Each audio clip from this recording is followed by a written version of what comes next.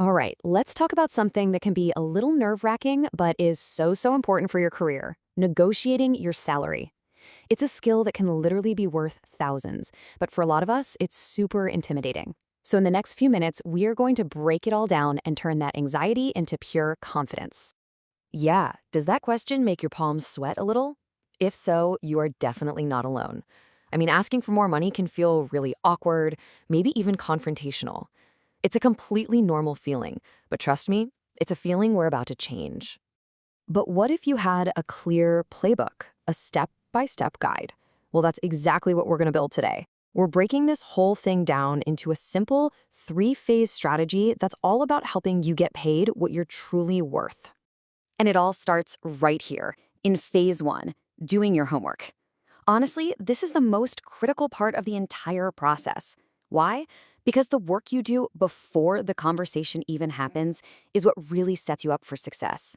This whole prep phase really just boils down to two simple but super powerful steps. First, you've got to research the market so you know what's a fair number. And second, you have to document your own value to prove exactly why you deserve it. Let's dig into that. You can't just walk in and say, "I think I deserve more money." You need to build a business case, and that starts with data. You need to know the going rate for your specific job, in your industry, and in your city. Use tools like Glassdoor and LinkedIn Salary to get those hard numbers. And hey, if you're a top performer, don't just look at the average. Aim for the top of that market. When you back up your request with objective data, it's not a personal wish anymore, it's a professional benchmark. Okay, the second part of your homework is all about proving your specific value. It's not just about what the job is worth, it's about what you bring to that job. You have to connect the dots between your work and the company's success. Did you help increase sales by 10%? Did you save your team 5 hours a week on a process? Quantify it. Numbers are your best friend here. They turn your value from an opinion into a cold, hard fact. Okay, so your homework is done. You've built your case, you're ready. Now it's time for phase two, the art of the ask. This is where we get into the nitty-gritty of the conversation itself. What to say, when to say it, and, just as important, how to say it. They say timing is everything. And in negotiation, that is 100% true. You don't want to just spring this conversation out of the blue. You want to anchor it to a moment when your value is crystal clear. Did you just knock a huge project out of the park? Perfect time. Is your annual performance review coming up? Excellent. Are you about to take on a bunch of new responsibilities? That is your moment. Timing it right makes the whole conversation feel natural and logical. And this leads us to that classic age-old negotiation question, right? Who should be the first one to say a number? How you handle this can make a really big difference. Here's the golden rule, and you really want to remember this one. Try your best to let them make the first offer. It all comes down to a psychological trick called anchoring. Basically, whoever says the first number sets the starting point for the whole conversation. Every other number gets compared to that first one. If you go first and aim too low, you've just left money on the table. But if they go first, you get this incredibly valuable piece of information about their budget, and you can build your counteroffer from there. It's not just what you say, it's how you say it. Your tone here is absolutely crucial. This is not a confrontation, okay? It's a collaboration.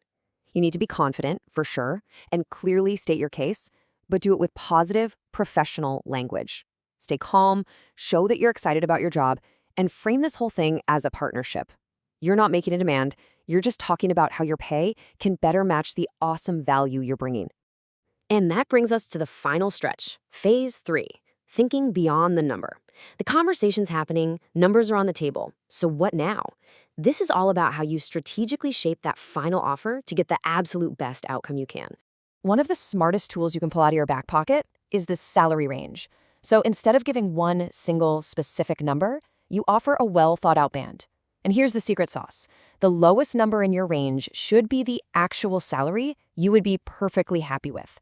This gives the company some wiggle room, but it cleverly anchors the whole negotiation right around your goal. So let's break down how you build this range. It's actually pretty simple. Your ideal salary, the number you really want, that's your floor. That's the bottom of your range. So if you want, say, $85,000, you might propose a range of $85,000 to $95,000. By doing that, any negotiation that happens from that point on is now happening inside a ballpark where you've already won. See what this does? A range shows you're collaborative and you're flexible, which employers really appreciate. But at the same time, it clearly signals that you know your value and you are aiming high. It's really the best of both worlds. But what happens if you do all of this and they just come back and say, look, the budget for the base salary just isn't there? Does that mean it's over? That you just lost? No way. Not even close. This is where you pivot. You start talking about the total compensation package. Remember, salary is just one slice of the pie. If they can't budge on the base number, what else is on the table? Can they offer a bigger bonus, more vacation days, a stipend for professional development, or a home office? All of these things have real value and can make an offer so much better. So there you have it. That's the playbook. Phase 1, do your homework. Phase 2, master the art of the ask. And Phase 3, shape the final deal. You've got the tools now. You are absolutely ready. So I'll leave you with one final question to think about. Based on everything we just covered, what is the one thing you're going to do differently in your next salary conversation? Really think about it, because deciding on that single action is the best way to turn all this knowledge into a real result. Now go get what you're worth.